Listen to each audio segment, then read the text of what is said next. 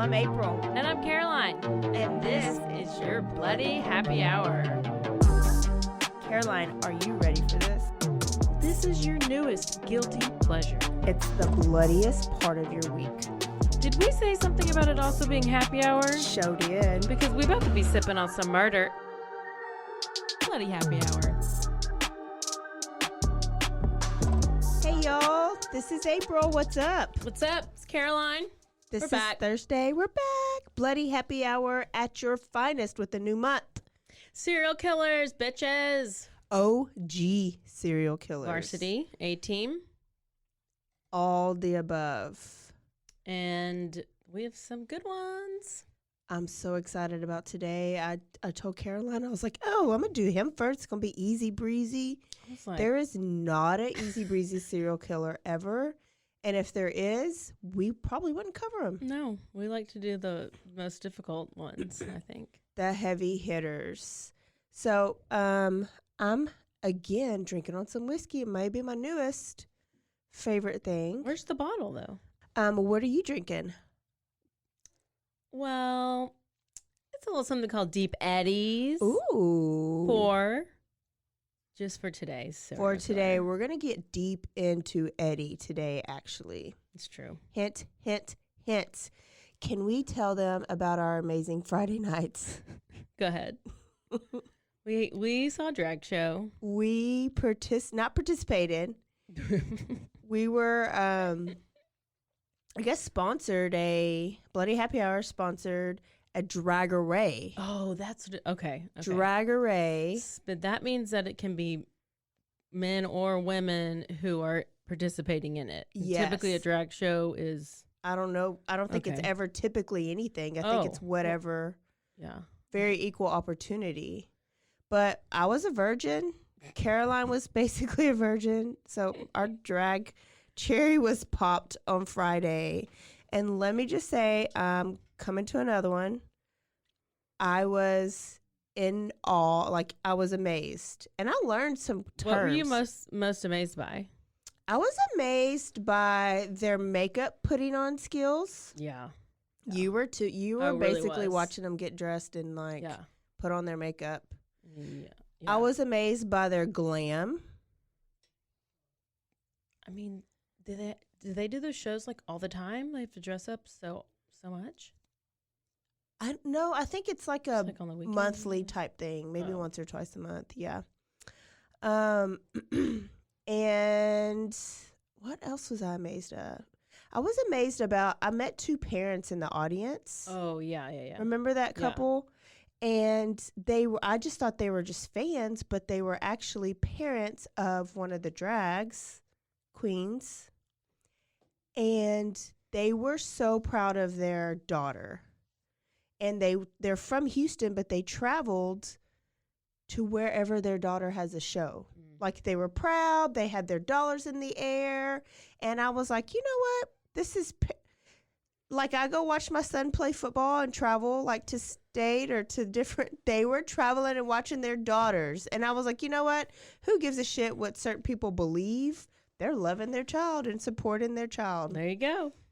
Just think if they didn't, like that, how that drag queen might have been trying to slit her wrist or something because her parents didn't love her anymore because she chose something that is not normal. That's true.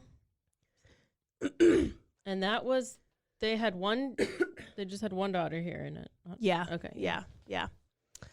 I also learned a new term. What? Well, and they said, pansexual. But now there's more letters on the thing. I don't think there's more letters, but some people say, like, add more letters when they talk about it. Well, they did, and I got confused. Well, I would be confused too.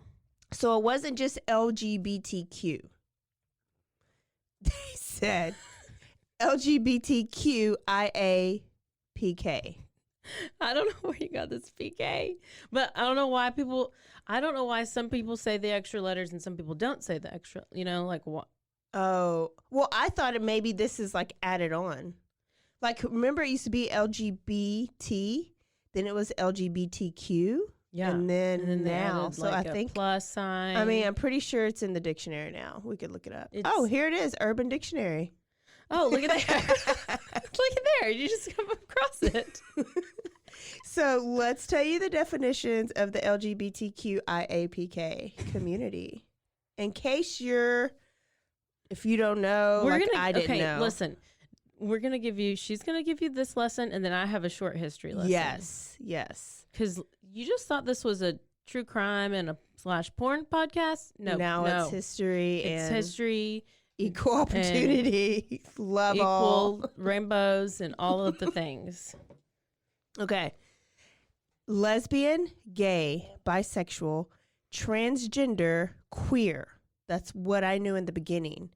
Now, IAPK is intersexual, asexual, polygamous / polyamorous kink. Kink separately? What is a kink? K is kink. I mean, what is kink? It's in kink, like when you.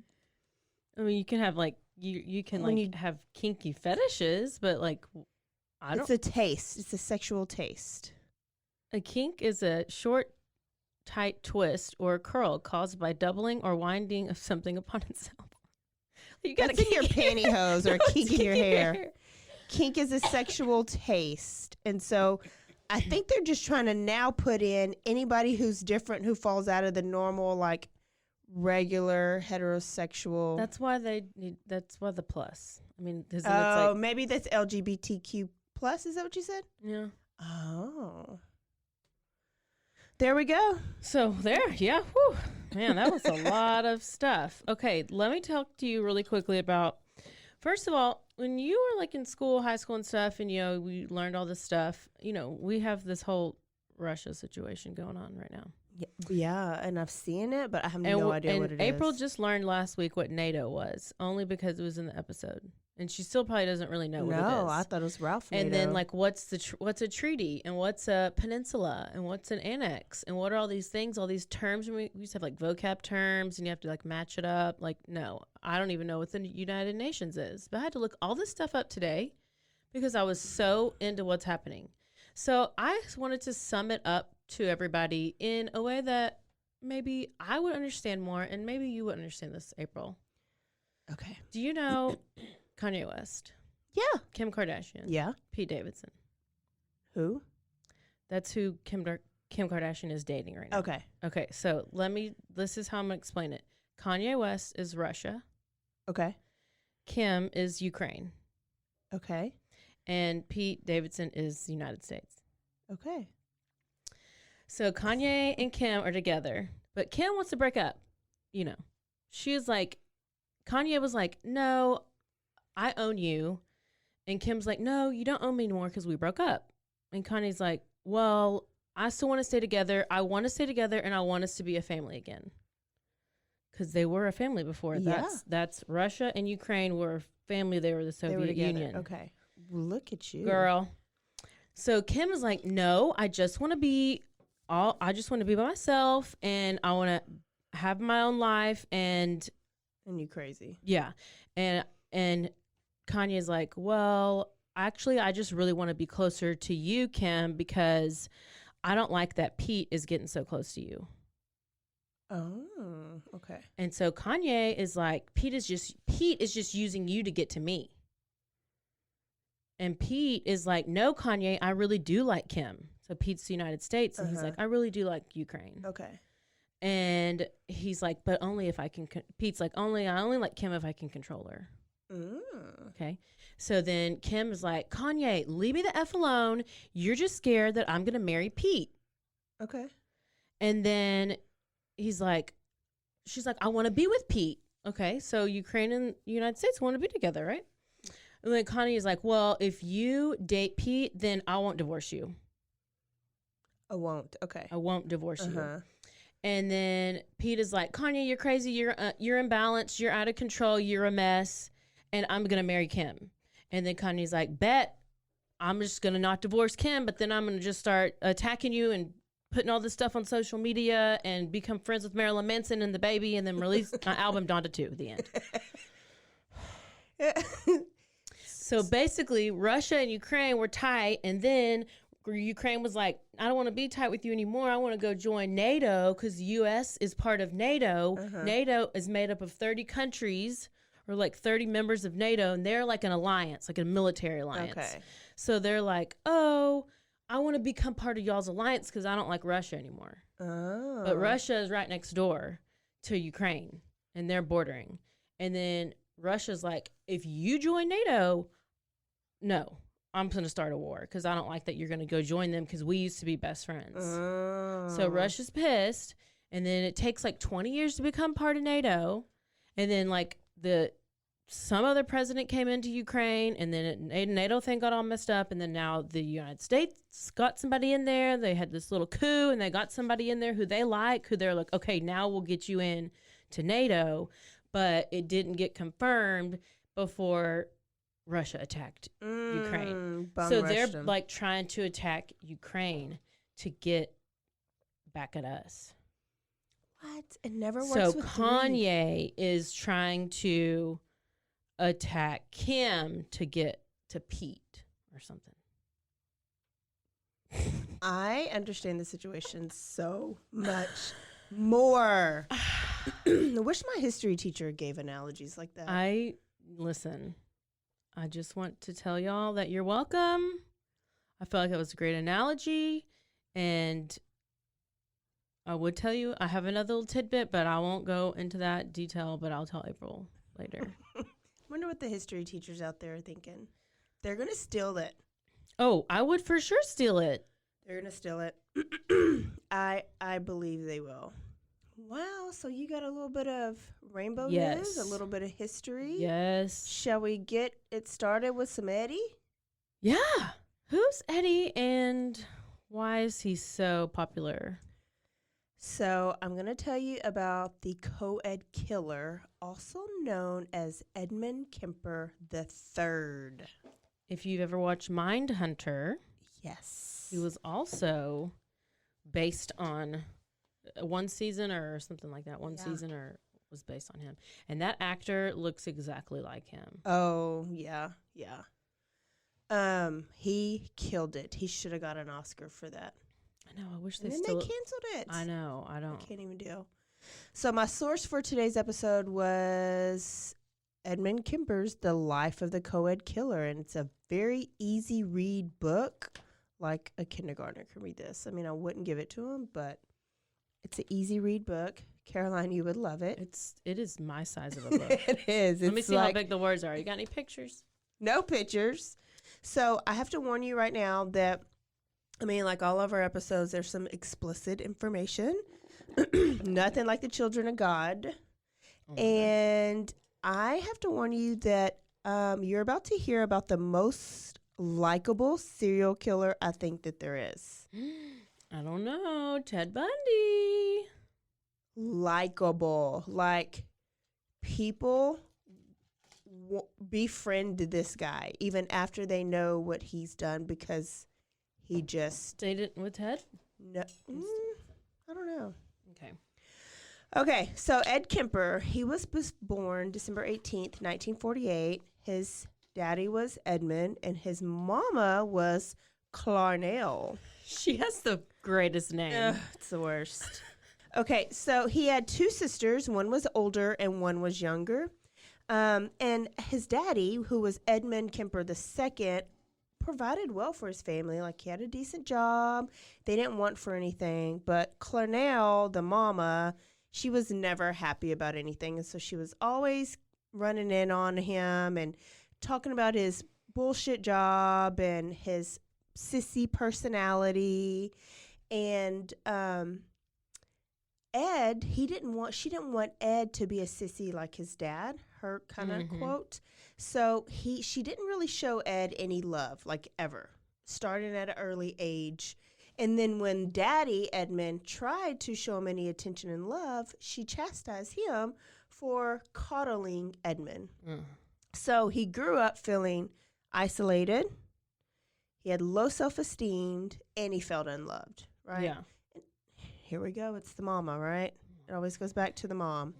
So in school, Kemper didn't do very well. Like he didn't have great grades.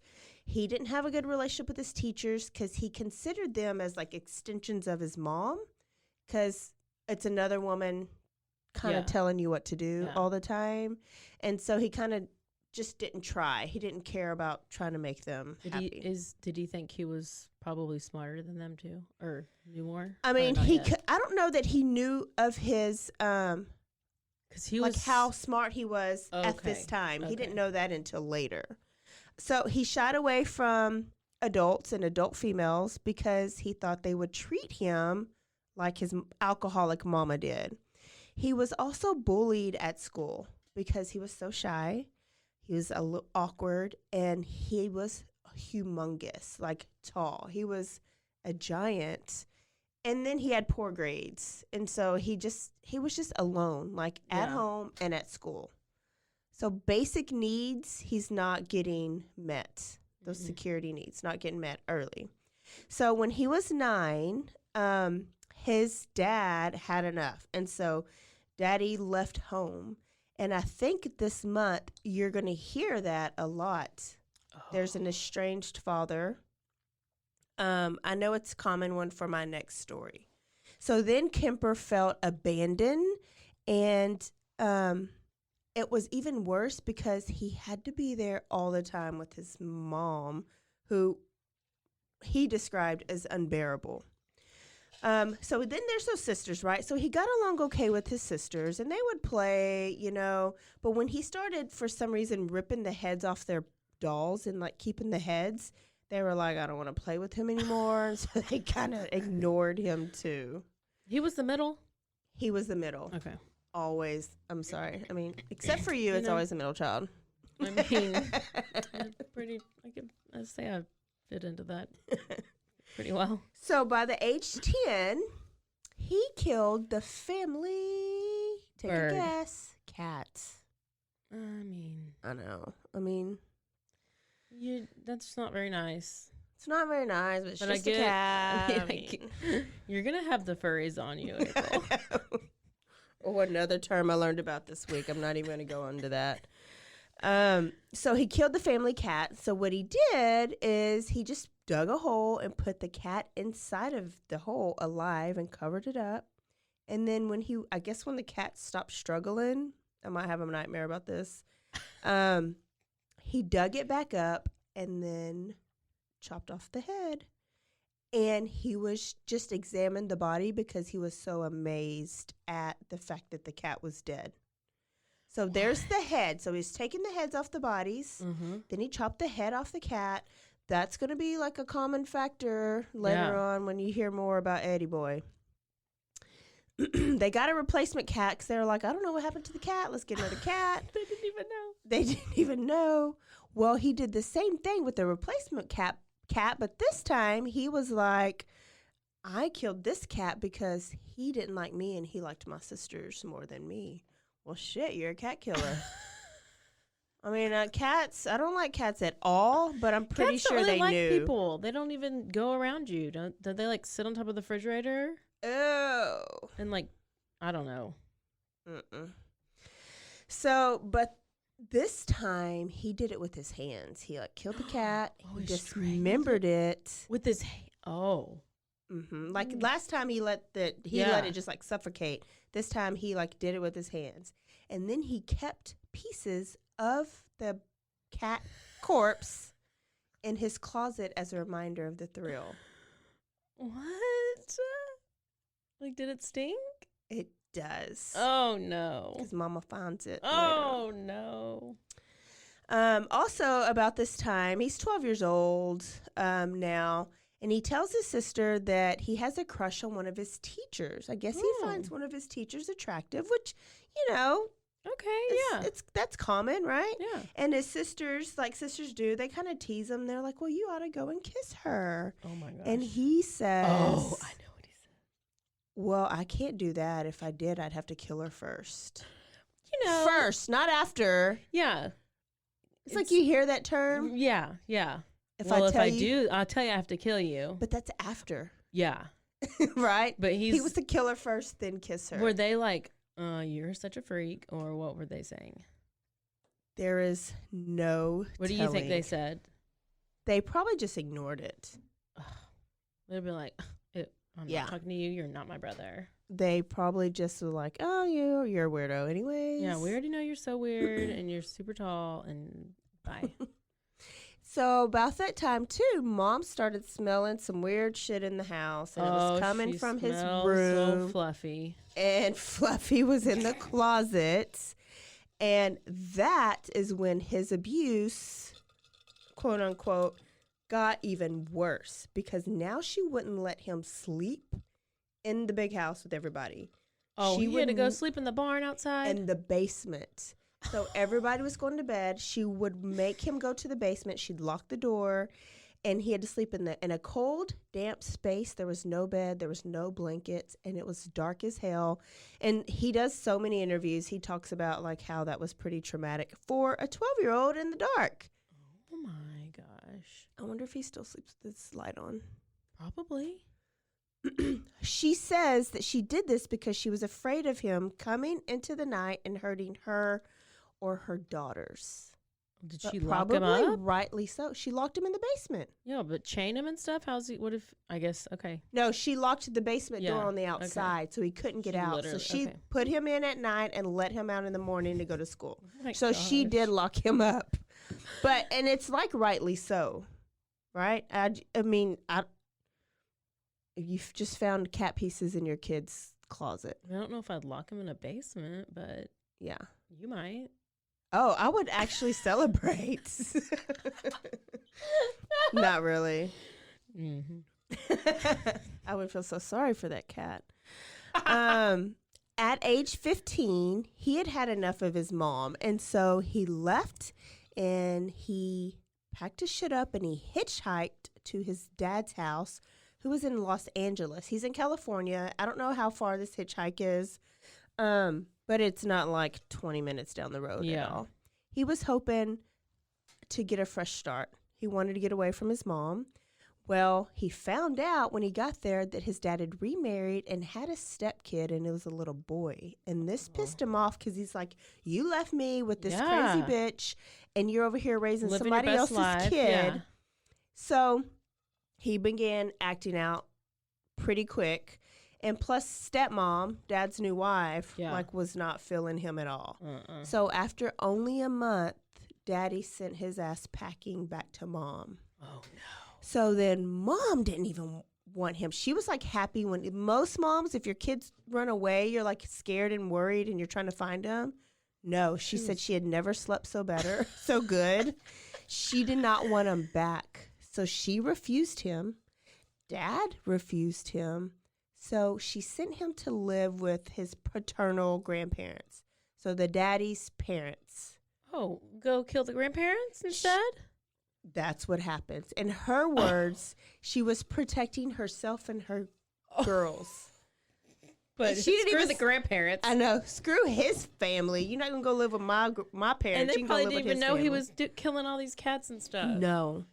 So he was living with his grandparents on a small little 1-acre farm in North Fork, California. And, I mean, just think about how he feels. He's still a little kid, right? He's isolated.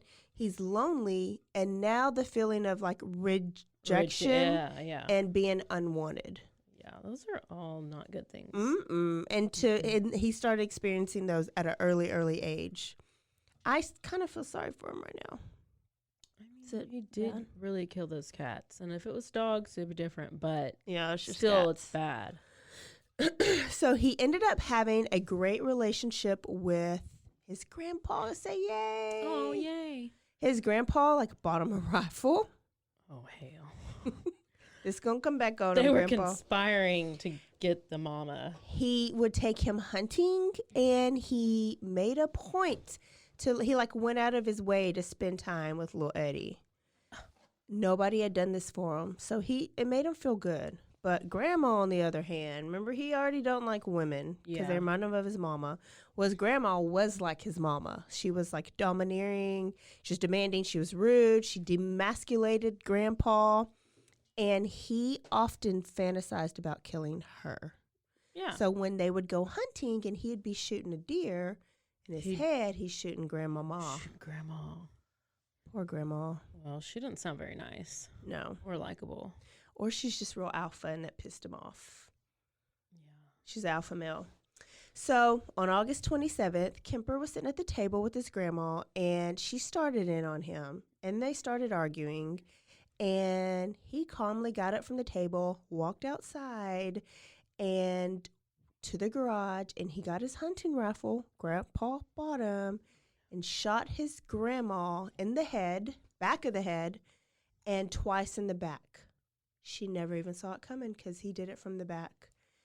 And for some reason, he says that was not enough, so he grabbed a large knife in the kitchen and stabbed her body repeatedly. He said later he could not kill her enough. He drug her body to her bedroom and left it there, and then was like, oh, wait a minute. Grandpa's going to be home soon. I don't want Grandpa to see what I did. I don't want him to be disappointed in me, and I don't want him to see his wife this way. So here comes Grandpa pulling up in the driveway, and Eddy grabs that rifle, walks out there, and shoots his grandpa one time in the head and watched him bleed out. Well, why did he do that? Because he didn't want Grandpa to see Grandma? Mm-hmm. He was, so think of the two different reasons. He killed Grandma, because he hated her and women. Grandpa, he killed her to like save him from the hurt. He was like doing him a favor. Yeah, in his mind. In his mind. So then he's like panicking, and he's like, oh shit, what do I do? So he calls, guess who? Mama Clarnell. Yep. He calls Clarnell, and he very calmly, like I'm very calmly telling you this story, says, Mama, I killed Grandma, and describes what he did. And then I killed Grandpa because I didn't want him to see Grandma that way. And Clarnell was like, I'm going to need you to call the police. So he did. She finally convinced him to, and he called the police, and he sat on the porch waiting for the police until they got there. And when the police got there, he was very calm, compliant, and obedient, and they took him and put him in the back of the cop car. And instead of them thinking he's like a crazy, like a murderer, like just blood craze, they were like, he's got to be insane. Yeah. Why would a 15-year-old commit a double murder?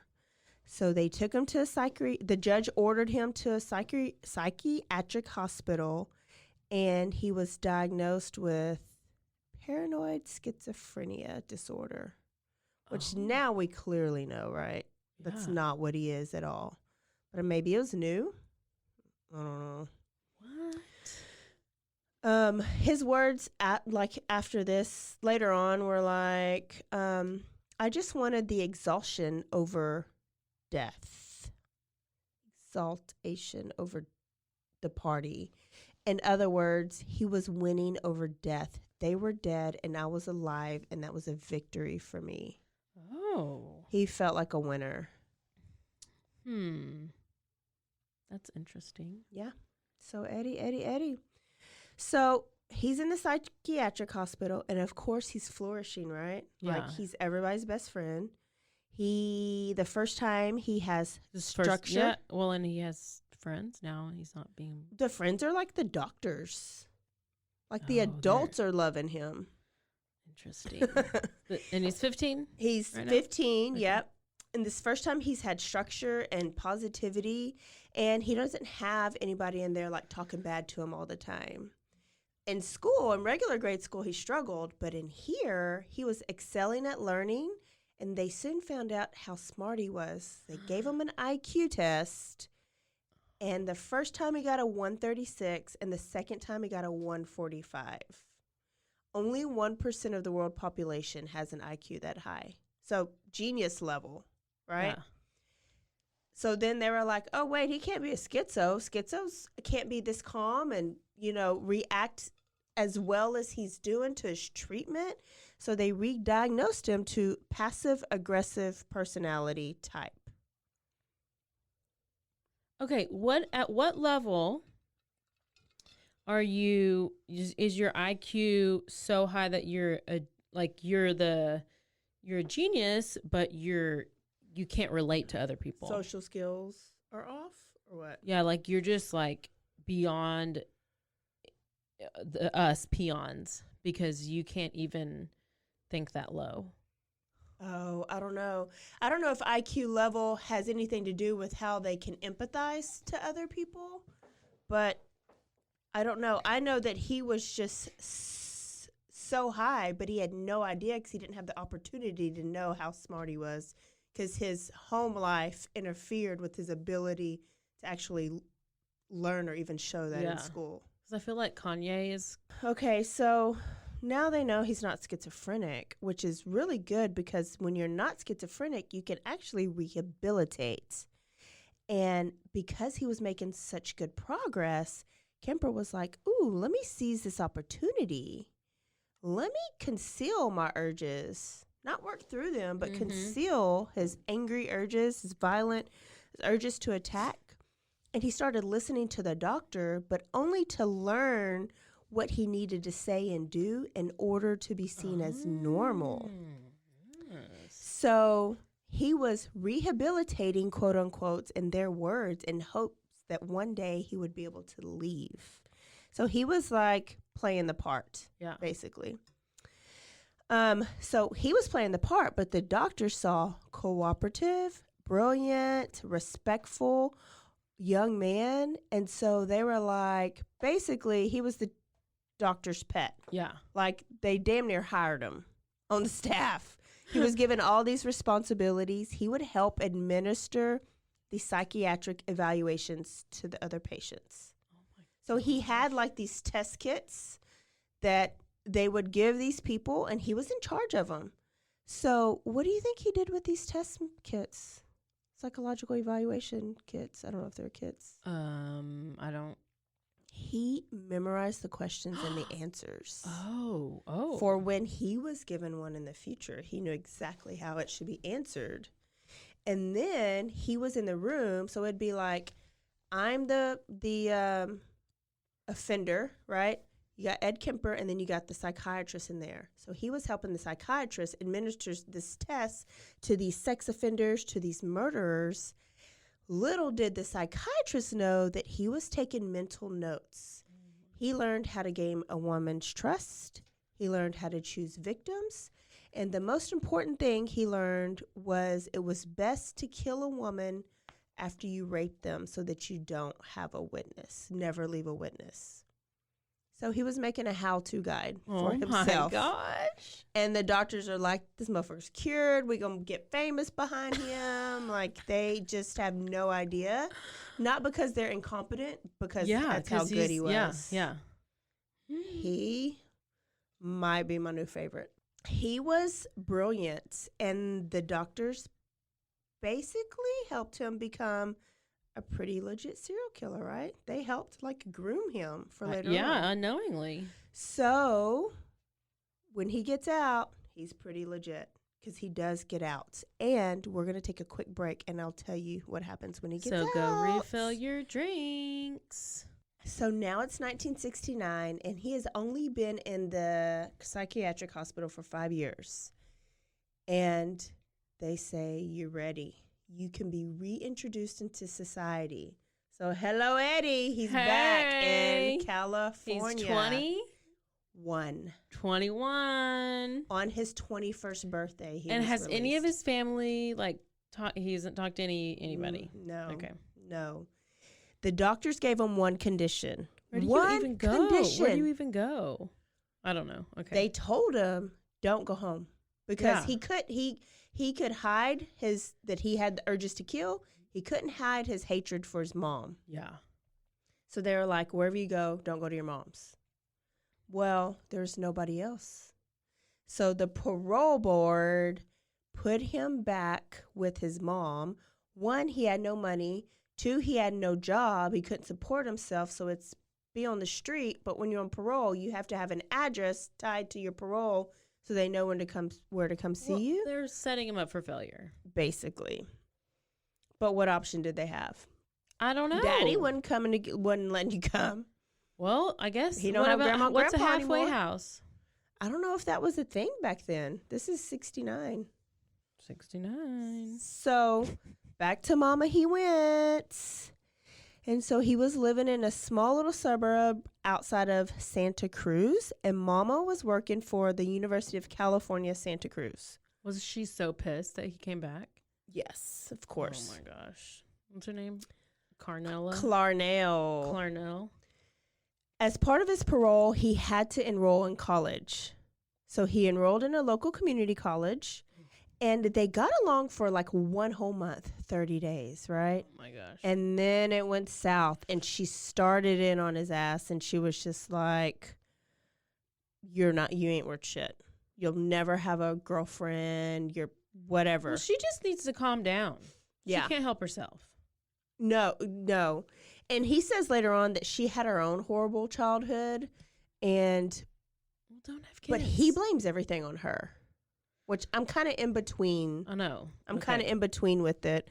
So, and not only like because he felt so good about himself in the hospital, right? He flourished there, and now you're coming back and you're hearing this. It's just he's being suppressed. Like, and he's just like going. Yes, he's getting ridiculed like constantly. Then the world's kind of crazy and it's overwhelming to him. Like you got these college students everywhere. They're picketing. They're fighting. They're like. The world is a little bit different from when he went in. And he's like, you know what? There's so much commotion. I ought to become a cop. I'm going to become a police officer so that I can help with this commotion and this hysteria because, I want to do good. I want to give back. So he enrolled in criminology courses and he aced all those classes. And he was able to apply to be a state trooper because of what he did as a young kid was sealed. Those records were sealed. Oh, shit. Okay. So he got really, really close, but he ultimately did not become a police officer. Guess why? I know why. He was too big. Too tall. And that's so, like... That's he was outside of the discrimination. height. It is. He was outside of the height parameters because he was 6'9". Okay. Well, what is he supposed to do about that? You can put him behind a desk. These weird laws is like you couldn't. Why could he not? Women. He can't fit in a car. Like what? You would think you would want him to be intimidating. He could sit there and be an interrogator. I mean, come on. Surely you have somewhere for him. This hurt his feelings. I really bet it bad. did. He probably. That's. You know what? That's the trigger. That was his trigger. That's his stressor. Like he's trying to get on the right path. He's like, I have goals. I'm trying to go to college.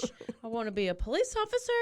And now you're saying I'm too damn tall and it's my mom's fault because I'm her kid. And now I'm going to go, kill everybody. Yeah, kill everybody. And that's what happens. Yep. So he's not only, he was already self-conscious about his size, right? Because he was bullied about his whole life. Too bad he wasn't and now athletic. he's rejected again. I was like, he needs to be somebody's right tackle. Surely you can at least do that. Why didn't USC pick him up? Or UCal or somebody? He could put his hand on the ground. Probably couldn't. Maybe he wasn't coordinated. He probably wasn't. I mean, at 6'9", how coordinated can you really be? I don't know, but basketball players? True. I think he was big, though, at this time. Like fat? Yeah. Well. Okay. But he knew, he was like, all right, I can't be a cop, whatever. But he needed to get out of his mom's house because his urges were getting bigger, worse and worse and worse. And so he got a job actually at the California Highway Department. Guess who worked there? Ted Bundy? His grandpa. Ted Bundy, I think, thought he was too good to have these jobs, like a little menial job like that. But his grandpa, who he killed, worked and retired from there. So can you imagine, like, this? He just died. This grandpa just died and was killed by Ed Kemper III. And now Ed Kemper III is applying for a job. Oh, my gosh. No. That's weird. Yeah. But he got the job. So he did? He did. And he worked there for months and he saved up a bunch of money and he got his own apartment in a place called Alameda that was 90 minutes from mom because he didn't want to be too close so that she can access her. But you know what this bitch did? She called him every day. check on him. Okay, this is the issue. If you don't like him, you don't want to be associated with him, you didn't talk to him the whole 5 years he was in this facility, and now he's out, he's like getting away from your ass because you're freaking crazy, psycho, mean. He gets a job. He's trying to just be good, and you keep harassing him. And she would show up on these surprise visits at his house. And he was just like, I can never get away from her. I can never shut her up. And so he kind of still felt controlled. And so these demons and these were coming back, and he was fantasizing about the acts of violence that he wanted to commit. And then he realized, I'm afraid of women because of my mom. When he would talk to women, like, just nonchalantly, he was awkward and he was scared, and he thought what she told him all the time was true, that he would never have a healthy relationship with a woman because he was weird and awkward and nerdy and all these things that she told him, right? So then he begins to resent women even more because it's kind of true, right? He's awkward around women. Yeah. So how are you ever going to get a girlfriend if you can't even have a conversation with one? Right? But guess what? He gets a girlfriend. Oh, no. Yes, he's in his early 20s.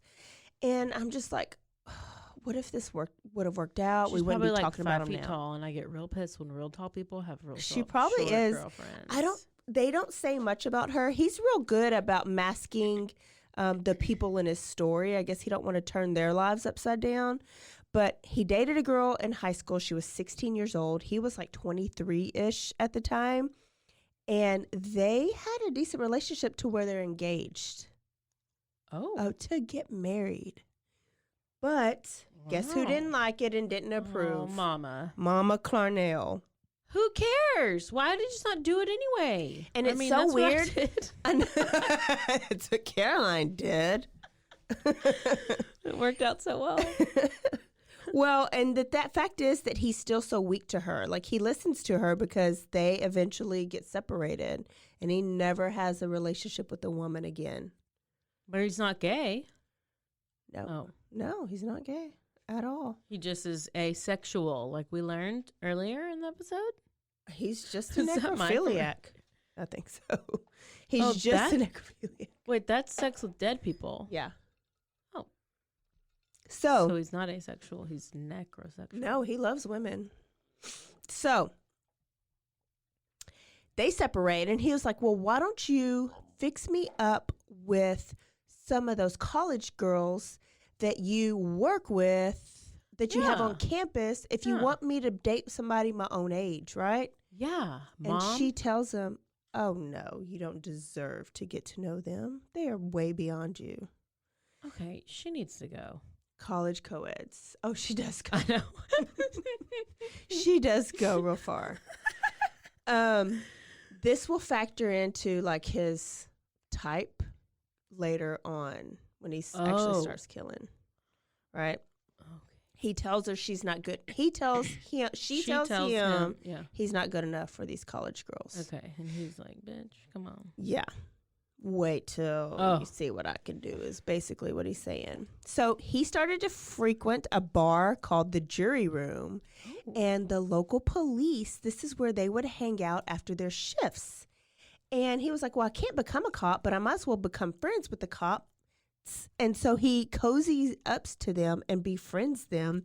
And he describes himself as a friendly nuisance.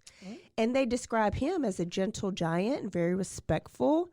And he was so harmless that they would come and talk about their cases for the day or how they solved them or what was going on. And he would be listening, but they were like, what? I mean, he was almost invisible. And I think he knew it, and that's why he did these things. But little did they know that he was listening and learning. So he learned how cops, like, predict and react to certain situations, like how they try to solve a case and how they look at evidence. So he's learning. This helps him later on. And it's 1972, and his desires are, like, out of control. He lost his job. He was about to run out of money. So he knew he was moving back in with mom. What? And Lost his job? yes, I don't know why he lost his job. And it begins. So he was like, let me train first. Let me train before I actually kill. Oh. It's like training before his marathon or something. Yeah. And so he said he would first just randomly talk to girls on the street and to try to get acquainted and strike up friendships, right? Mm-hmm. Then he would drive around in his Ford Galaxy and he would drive down the highways and the streets to get up nerve to pick up a hitchhiker. And when he does, he would talk to them. And he was practicing social skills because he didn't have them really. Yeah. And he was very uncomfortable talking to women.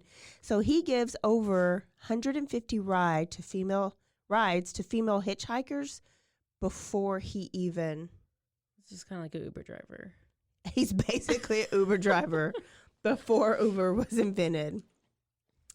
And so his goal is to talk to them, and he wants them to be comfortable in his presence and trust him. That's his goal. Yeah. I mean, that I can see how that, I mean, you got to work up to that. Yeah. He's smart. Yeah. He's smart, and he wants ultimate control. So if they get in the car willingly and they trust him willingly, that gives him the control he never thought he had over anybody. Yeah. So then he starts storing some kill tools in his trunk. So he's storing knives, blankets, handcuffs, plastic bags in his trunk. So he's getting a little bit closer. Then he rigs the passenger door so that it couldn't be opened from the inside. So anybody he gives a ride to can't get out unless he gets out and actually lets them out. And he did that to appear to be a gentleman. Yeah. So then he started carrying a gun. He had a .22 something caliber that he would keep under his driver's seat. So he's like inching closer, right? Mm-hmm. On May 7th, 1972, him and his mom just had a fight. He sees two students hitchhiking from Fresno State College to go into Stanford. So they want a ride from Fresno to Stanford. Their name was Marianne and Anita. They were both 18 years old. He was smooth because he had practiced, right? Yeah. He talked to them, and he was so good that he veered off the actual path that he was supposed to go. And he made them feel so safe that they didn't even notice. They weren't even worried until he pulled into like a wooded area, and they began to panic. And he ever so calmly reassured them that he would drop them back off, but he needed Marianne to do a couple things for him. So he ordered her to get out of the car. They went to the trunk, and in that trunk, he got out a knife and a plastic bag. He tried to smother her with the plastic bag first, but she fought. And fought. And he eventually just had to stab her instead of suffocating her. And that's not how he planned it. Yeah, okay. So it kind of aggravated him a little bit. And in the fight, she busted out his taillight. Okay? Oh. Anita was in the car and kind of panicking too. So he was like, I don't got time. Like, this already is kind of going south. He just slit her throat, put them both into the trunk. And he kind of sat there for a minute because he was like, oh, this is his first kill that he planned, and it didn't really go right. And then he gathered himself and he drove off, and he got pulled over by the police. Because of his taillight. And he's so good with his words, just like Jeffrey Dahmer. He gave him some excuse, and they gave him a warning, and he went home. And when he went home, he dismembered the corpses. He took them to their apartment, up to his apartment. He dismembered them, wrapped each body part in plastic bags, and scattered them throughout the Loma Prieta Mountains. That means something to people in California. He learned this on a cop show, that if you throw them in the pieces of the bodies in different areas, it'd be harder for them to be found and identified. So he drove like one arm here and then drive down and throw a leg over here and drive down and throw, just pieces of the body. So they were spread in the mountains. And he disposed of the 2 heads last after he engaged in oral sex with them first. So he would have the heads give him a blowjob. It's the head. I mean, they still have a mouth. I know. Okay, so I always went back and forth. I was like, did he screw the neck? I see. Or did he put it in the mouth? He put the head over his penis in the mouth, and he moved it like yes, but it didn't like have any like suction. Rated R podcast. I'm trying to tell this you. This is so. Podcast. There's the head, right? He just wants. Okay, well, a head comes into play again. First, it was the head of the Barbies. Now the head of the cats. Now the head of the women's, and he keeps the heads longer than he keeps any part of the body. At what point do you think about doing this? He says he don't know. He says never mind the whole killing and dismembering and throwing over mountains, but let's focus on this oral sex from a decapitated head. What? Oh my gosh. I know. I found out about him late in life, and I was like, how did I go my whole life without not knowing about him? Yeah. So, they didn't tell me all this on Mindhunter. See. That's probably why they're canceled. So the heads, like, why does he fixate on heads? And a psychiatrist later says that by removing their heads, he was completely in control of them. They were no longer human. They were a doll for him to play with. Well, you could get a damn blow-up doll.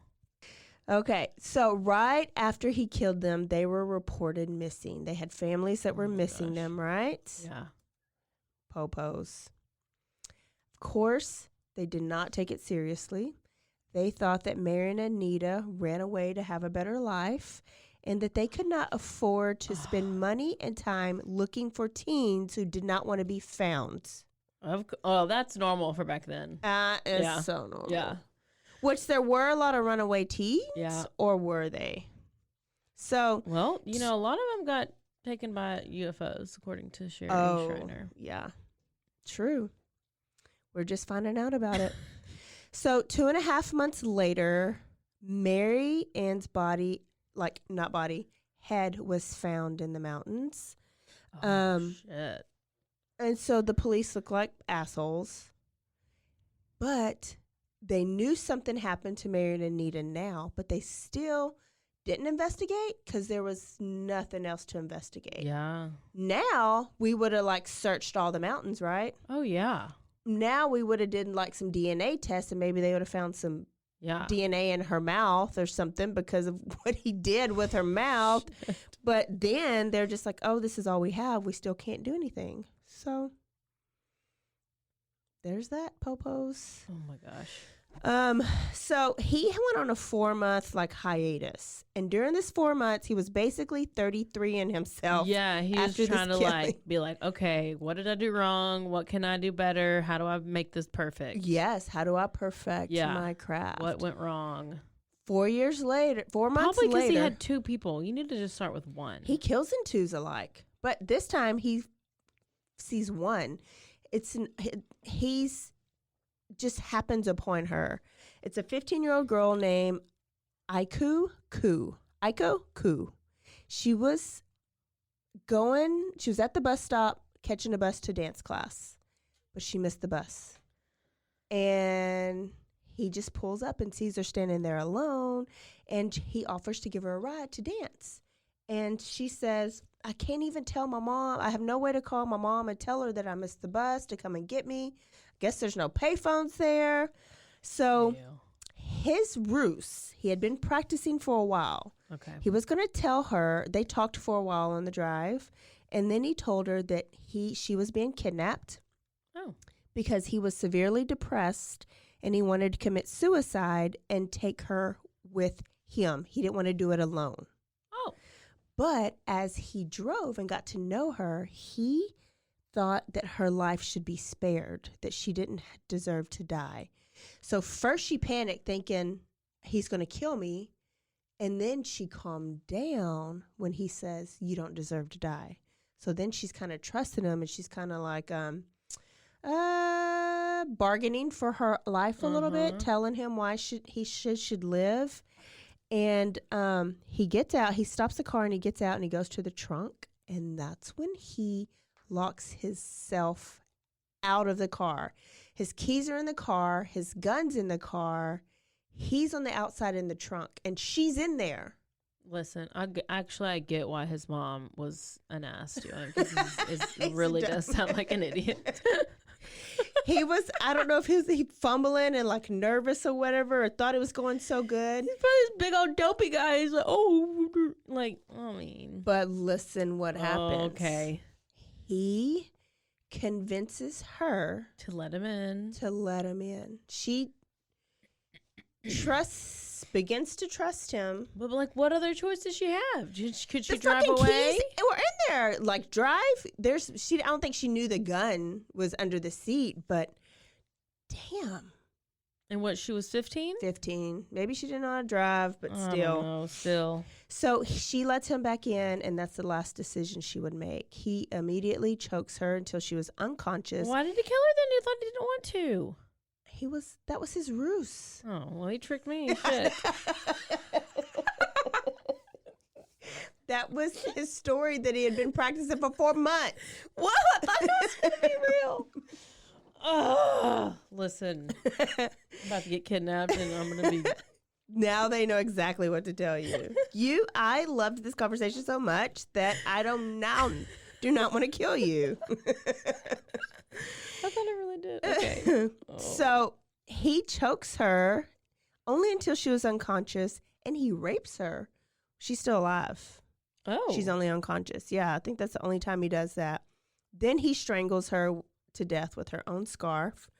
And then he's like, oh, I'm thirsty. Let me go have a drink. And he goes and have drinks with all the cops at the jury room. Oh, my gosh. Where does he put her? In the trunk? She's in the trunk. And he even says that he leaves the bar at one point and goes out to the trunk just to open it up and admire his kill. What? And this kill made him feel amazing. He felt like a man for once in his life, because think about it. She trusted him to get in the car.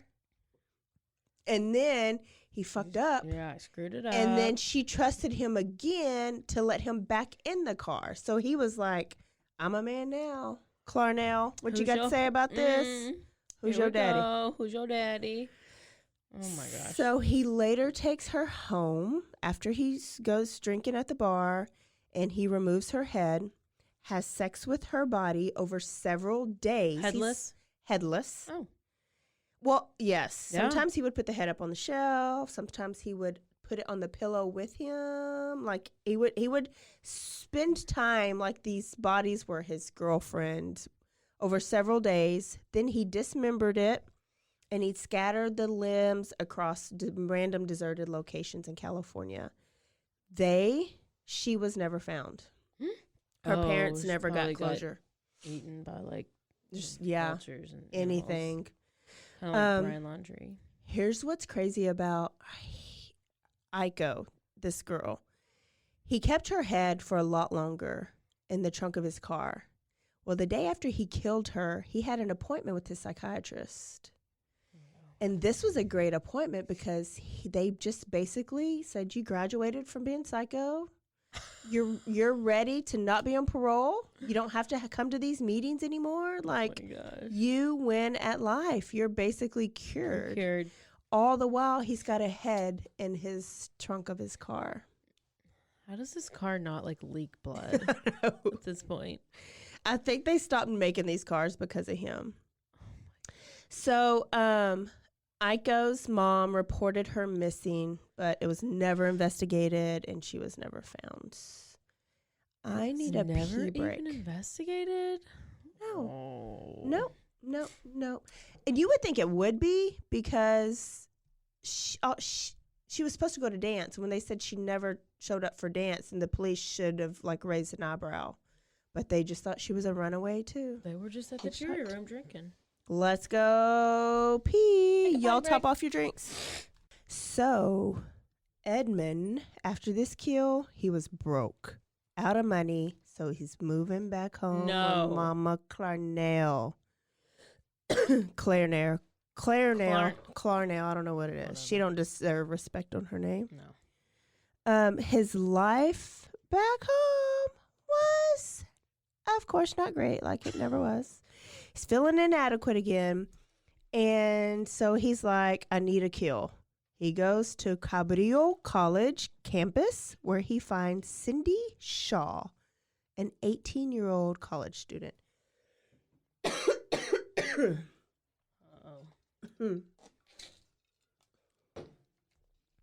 Kemper offers her a ride, and she was at first hesitant because she was like, he's so big. Like, if I get in a situation, I can't take him, you know? Exactly. But he's so smooth. Oh, my gosh. And he gains her trust. And immediately when she got in the car, he shoots her in the head, killing her instantly. He was not even off the campus yet. Oh. He drove the body back to his mother's house, and he hid the body in his closet overnight. He wanted to make sure he went to sleep with the body near. And he was like, I'll just wait till Mama goes to work in the morning. He's very, like, Jeffrey Dahmer-esque. Yeah. That's why you like him. Yes. So Mama goes to work, right? And when she leaves, he's like up. And his words are, we have sex several times. Oh. He has sex with the body several times. Then he beheaded and dismembered her in Mama's bathtub. Oh, my gosh. It's all about his mama. He disposed of the body parts as he's driving along the Pacific Ocean. All except for, guess what piece? The head. The head. He keeps the head for several days in his closets and performs oral sex with it like he does with the others. And he eventually buries the head in the yard, his yard, outside of his mama's bedroom window. And he positions it so that it's looking up at her. Oh, my gosh. He later says she always wanted somebody to look up to her.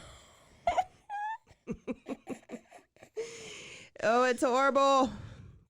We're laughing at how psycho he is. Yeah. I mean, it's astonishing. So all of Cindy's body parts were found within the next day. What? So he was like, I'm never going to dispose of them in water again. So they're found the next day. They floated up. And so whatever type of autopsy that they did, they revealed that she was shot because she was, but there was no bullet because he knew to take off the bullets because he learned that at the jury room. And they said she was shot, and then she was stabbed multiple times and then dismembered and disposed of, which is exactly what happened. And now the police are like, oh, we got a killer on our hands. Oh, finally. But they actually have two. There's two serial killers working in this area at the same time. There was Ed, that they don't know about, and a guy named Herbert Mullen.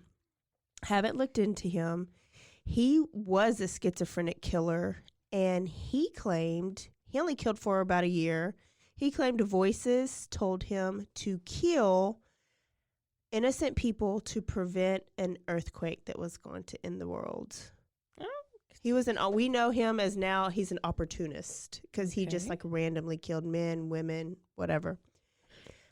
A month after he was caught, so they caught Mullins and they were like, oh great, all these killings are going to stop, right? But a month after he was caught, 2 college co-eds were found their body parts spread apart across Eden Canyon. This was Rosalind Thorpe and Allison Liu. They were picked up from the college that his mama worked at. So UC Santa Cruz. Getting closer to her. Yes. This was right after the University of California put out an alert telling all the people, all the college students, especially the women, don't get in the car with people you don't know. Hitchhiking's a big deal. And then they were like, but if you do, make sure they have a UCal sticker because the killer wouldn't be associated with the college. Okay. Right? Guess who had a UCal sticker? Mm-hmm. Eddy boy, because his mama worked there and he took his mama to work a lot. So they got in the car with him because he had that UCal sticker. They were actually following the instructions that were given, thinking they would be safe. And he felt so high and mighty that he dismembered them in his driveway. He was like invincible. He's getting cocky. Yeah. Yeah. In the so they were in the trunk of his car, and he was just dismembering them in broad daylight. He said that at one point he looked at his neighbor's house, and they were sitting on the couch watching TV. Like somebody just had to go for a walk or drive by, and they would have saw what he was doing. But the fact that it didn't happen, like you said, he felt invincible. Yeah. So it's getting close to the end. And it's April 2nd. It's 1983. He's only been killing not even a year. And he decides. Wow. All these? Yeah. He decides, let me upgrade my weapon of choice. He had a .22 caliber. Now he wants a .44 Magnum revolver. And back then, like it is now, not just anybody can buy. They have to like run your records before you buy like a gun, especially a gun like this. So his records were sealed, remember? So he was able to buy this gun, took it home. But I guess as like a backup plan, they have the police run the records, like run a background check too. But it don't make sense because he already got the gun and he's at home. So when the police get a request for a background check, they're able to now see sealed youth records. So they're like, oh, Ed Kemper, he had a double murder way back in the day. Oh my gosh. Let's just go and pick up this gun until he's cleared. Make sure nothing else is on the record, right? So the day after Eddy buys the gun, the cops show up at his house and they knock on the door and he's flipping out on the inside, but on the outside he's cool and he's very polite and he's very cooperative. And they ask for a gun and he says, oh, yeah, the little one. He gives them the gun.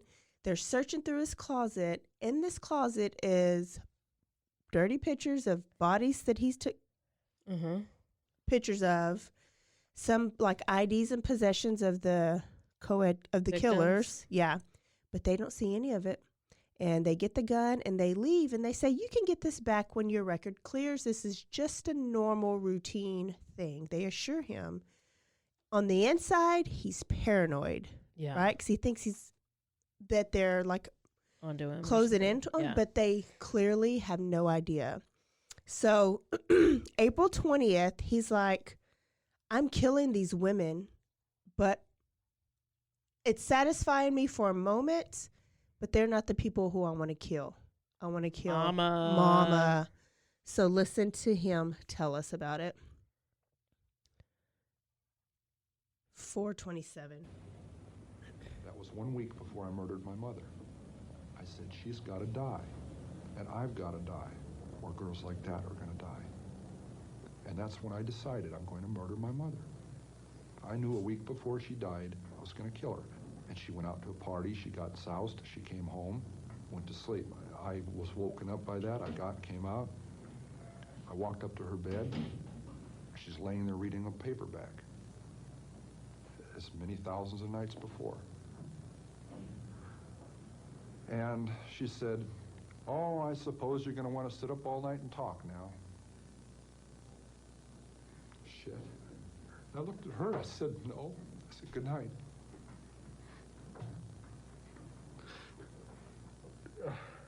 And I knew I was going to kill her, you know? And I'm so cold, it's so hard. And that's the first time in 10 years I've looked at it that way. I mean, that intensely, that honestly. It hurts. Because I'm not a lizard, I'm not from under a rock. I came out of her vagina. See? came out of my mother. And in a rage, I went right back in. For 7 years, she said, I haven't had sex with a man because of you, my murderous son. This is one of our arguments. I cut off her head, and I humiliated her corpse. It's there. You know? A 6 young woman dead because of the way she raises her son and the way her son is raised, the way he grows up. And what's her closing words? I suppose you want to sit up all night and talk. God, I wish I had.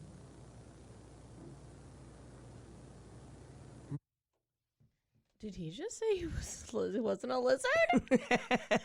He's confessing that he is not a reptilian. Dude, there's way too many reptilian things happening lately that I'm thinking it might be real.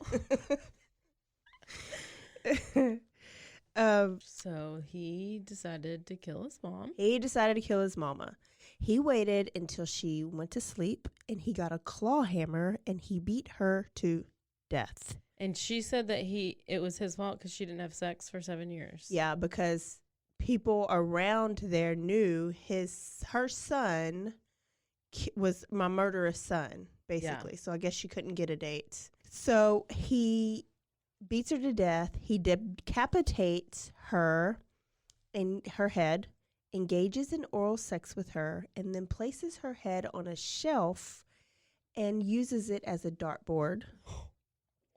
He smashes her face in, removes the larynx, yeah, and the tongue, and puts them both in the garbage disposal. It's his final way of shutting his mom up, but it shot back up at him and it hit him in his face.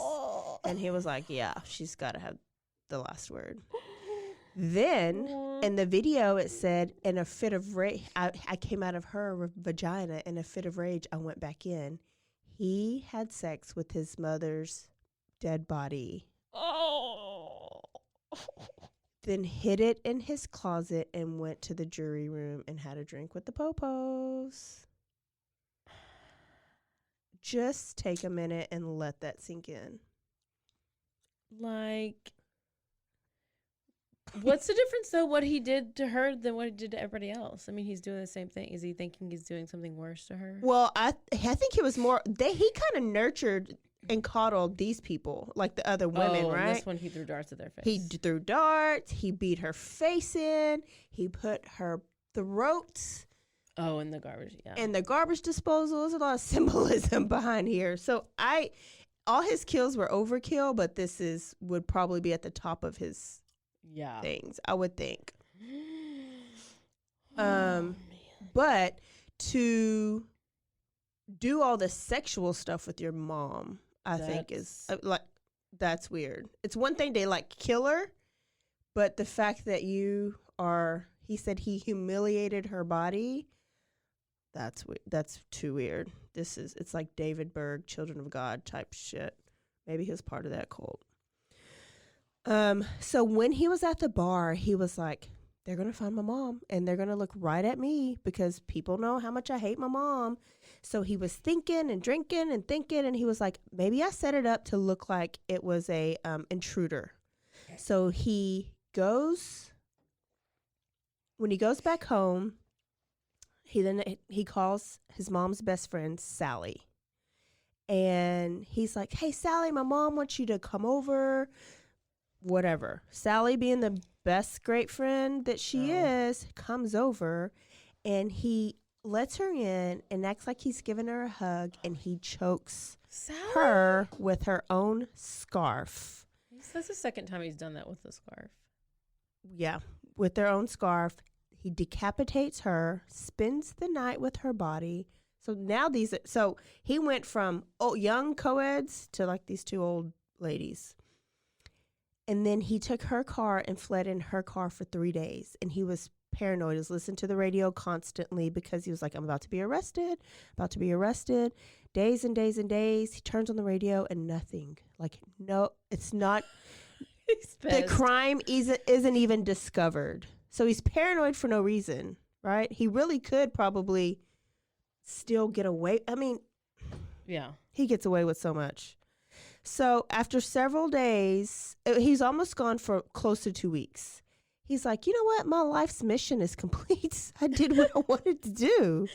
And then he was pissed because he was like, I haven't gotten any recognition for any of the shit that I've done. Right? Yeah. So he goes to a payphone. He's in Pueblo, California. He goes to the payphone and he calls the Santa Cruz police. And he confesses to murdering his mom, his mom's friend, and his mom and 7 other women. Mm-hmm. Well, the guy that answered the phone knows him from the bar, and he was like, "Oh, Eddy. Oh, no. You're silly," laughs and hangs up the phone in his face. So Eddy is like, what the hell? I can't even turn myself in. I'm still invisible. So then he calls back pissed, and he's like, I need to speak to Officer Jim O'Connor. So Jim gets on the phone, and he tells Jim the same thing he told the other cop. And he says, if you don't believe me, go to my house right now. I'll stay on the phone. Go to my house, and you'll see what I did. Well, they saw. And so he says, I'll be waiting on you. So he sat there at the payphone while they picked him up in Pueblo, Colorado. And on the way back to Santa Cruz police station, he's confessing to all the murders in detail like he does on all his videos. Y'all, if you just want to sit down and listen to some confessions, go on YouTube and watch his videos. I'll actually put them in the show notes. So on May 7th, this is exactly 1 year after his first kill. May 7th, 1972, he killed the 2 girls. He did all that in just 1 year. 1 year. May 7th, 1983, he was formally charged with 8 counts of first-degree murder.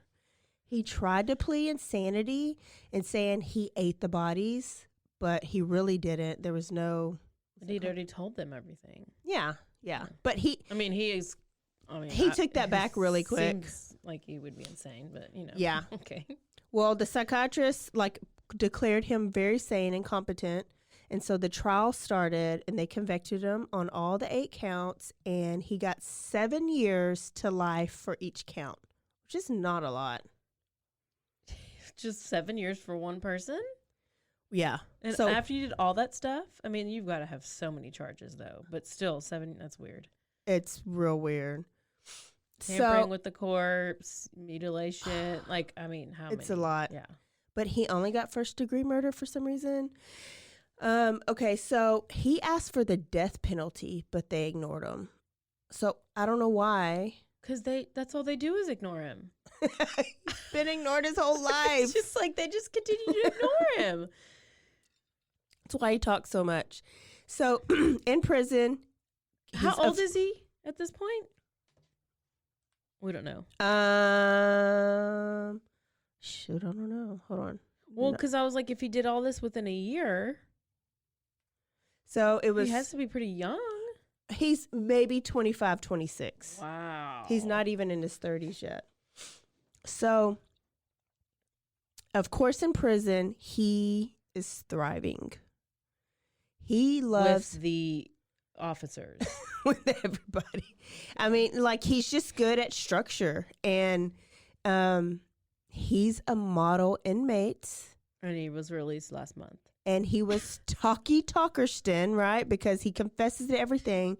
Now he's Helperston because, he's scheduling appointments for the prison psychiatrist. He's damn near answering phones. They probably gave him a key. He was up for parole in 1979. So he was convicted in 73, up for parole in 79.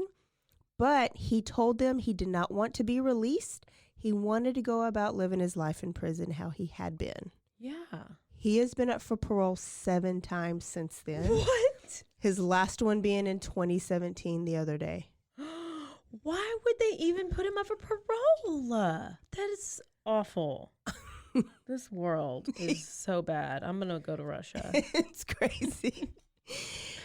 He is actually in the same prison as Herbert Mullen, that other Oh, the serial other guy killer. they mixed him up with. Okay. And Herbert is actually obsessed with Kemper and wants to like room with him and talk to him about their killings. But Kemper, his one chance to have a friend, he don't want it. He don't want anything to do with him. He thinks he's annoying. Oh my gosh.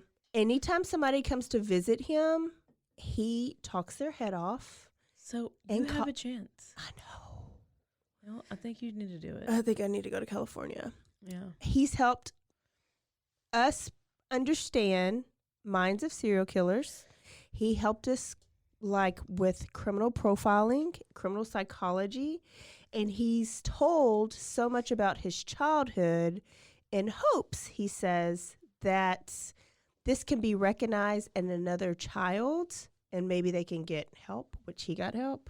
Yeah. Or prevent a future serial killer. And like Caroline said at the beginning, he's known for his role in Mindhunters, which is a true story about former FBI agent John Douglas, who kind of coined profiling. Mm-hmm. So if you watch Criminal Minds of the BAU, John Douglas started the BAU, Behavioral Analysis Unit. Wow. And so Kemper, amongst other serial killers, like the guy that helped Candyman, Dean Coral, like helped him. They interviewed that. But this is why I think we shouldn't kill serial killers. I know it's horrible. Well, yeah, keep them in jail, obviously, but like you can study them. They're like lab rats. He helped us. We can now catch serial killers, maybe, or get closer to catch them because he told us so much, taught us so much. It still is, though. It's so confusing how you can want to like be next to a dead body and like sleep next. Yeah.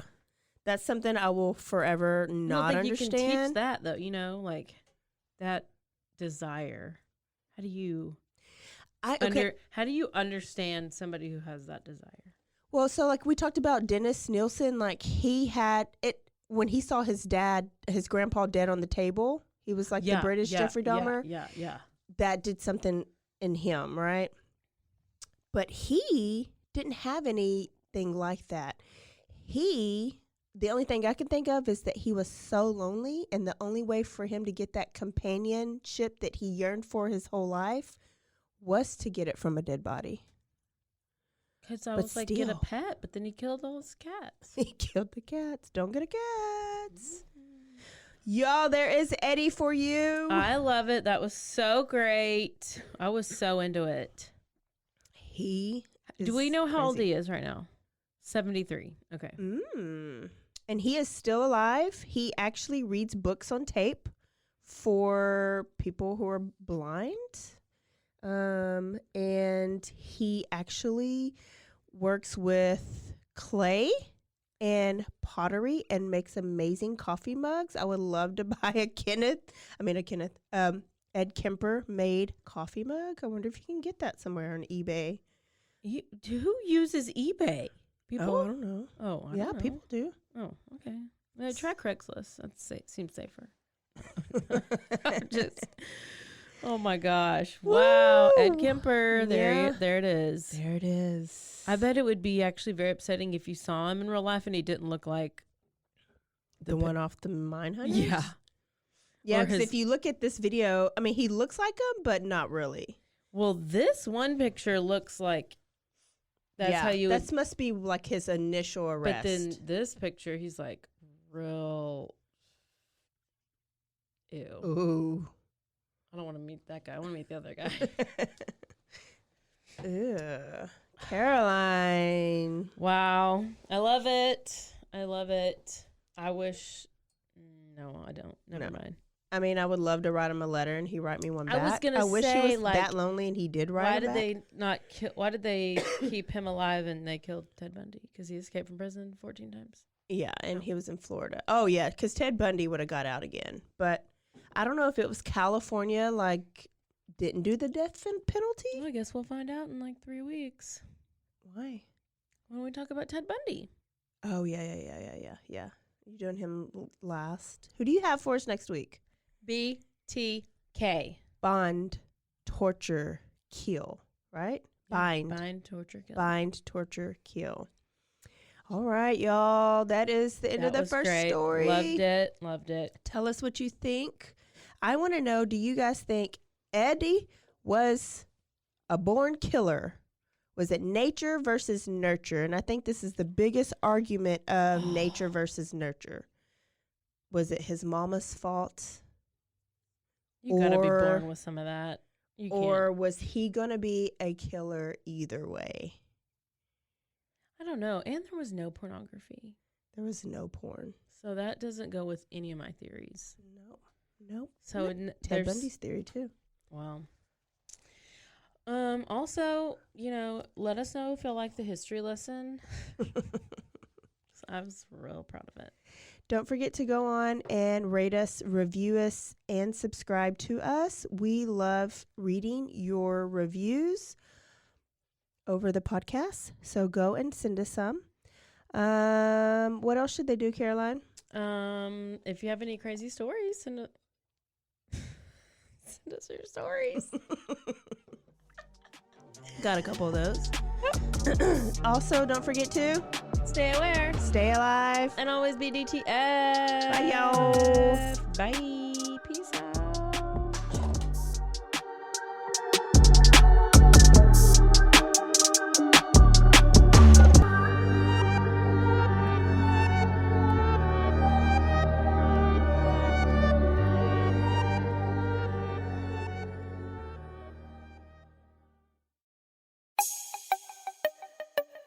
This has been a Rogue Media podcast.